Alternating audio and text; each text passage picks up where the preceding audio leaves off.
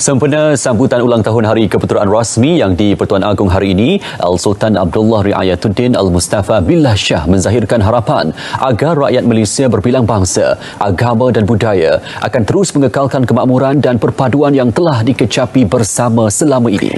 Sultan Abdullah juga mendoakan agar seluruh rakyat Malaysia terbuka hati untuk bersatu, memikul peranan membantu kerajaan menjayakan usaha-usaha pemulihan ekonomi demi kesejahteraan rakyat dan negara yang dicintai bersama. Menerusi laman Facebook rasmi, Seri Paduka Baginda menyeru agar semua bersabar dan berdisiplin dengan tata cara serta amalan kebiasaan baharu dan mematuhi semua perintah yang dikeluarkan kerajaan dalam usaha membanteras dan memutuskan rantaian penularan wabak COVID-19. Seri Paduka Baginda menyanjung tinggi komitmen dan pengorbanan yang dicurahkan para petugas keselamatan dan barisan hadapan dalam memerangi COVID-19.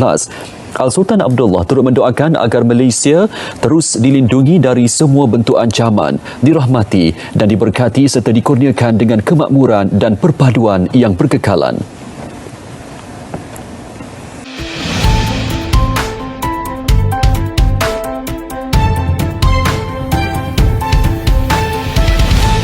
Assalamualaikum dan selamat sejahtera. Saya Nur Adriana binti Ilham di Politeknik Merlimau.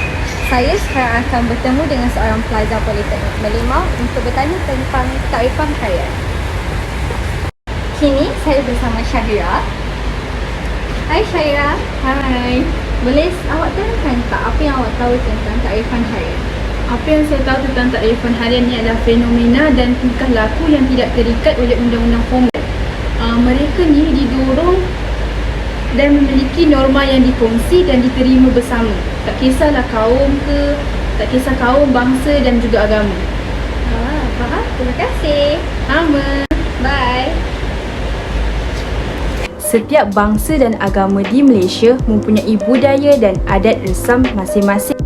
Perbezaan inilah yang melahirkan masyarakat majmuk yang hidup dalam keadaan aman dan harmoni. Kepelbagaian inilah yang sepatutnya diraikan oleh semua rakyat Malaysia dan patut dibanggakan.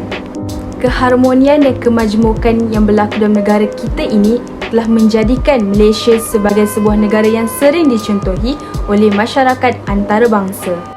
Masyarakat Malaysia juga masih mengamalkan budaya nenek moyang mereka yang terdahulu. Tetapi, macam mana kita nak kekalkan perpaduan dalam kalangan rakyat Malaysia ni?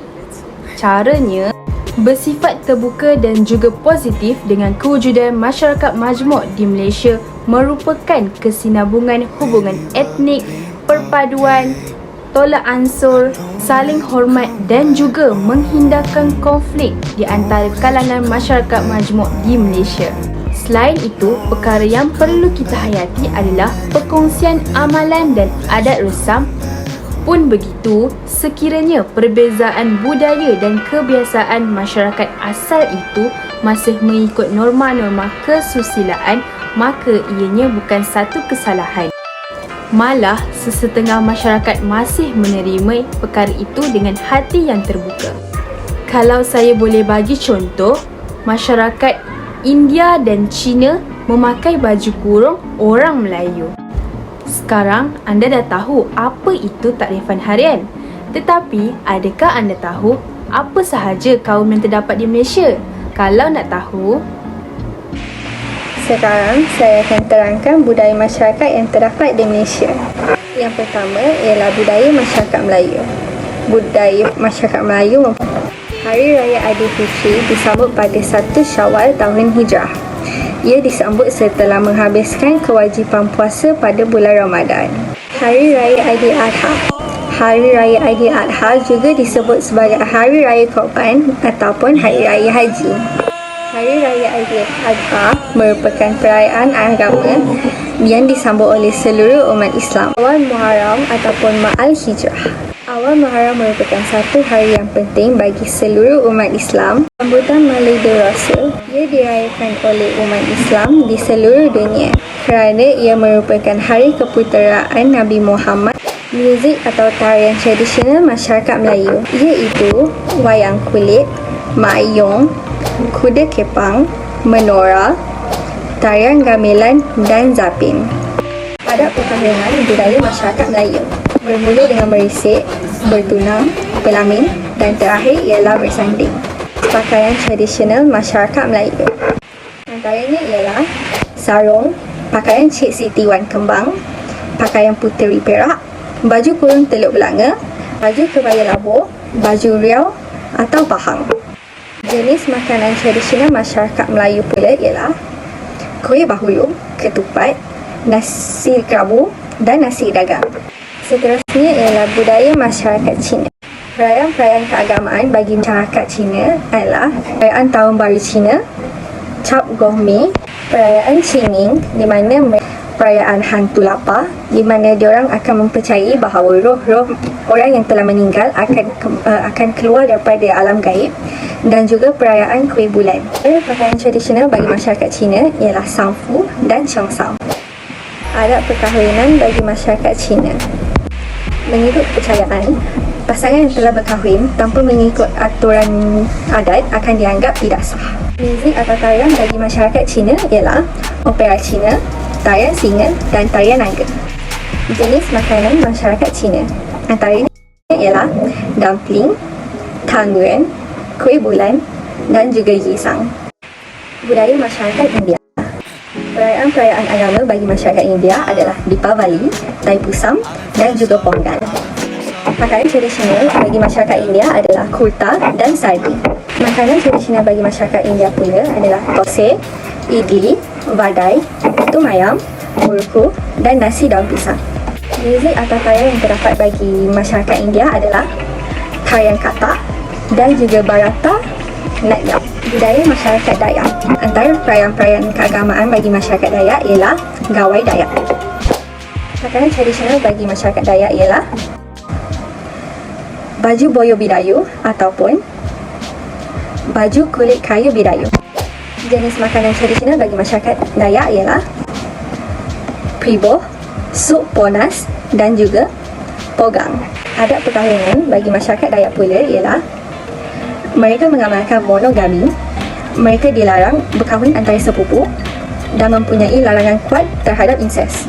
Muzik atau tarian bagi masyarakat Dayak ialah Langgi Pingadap dan Ngajat.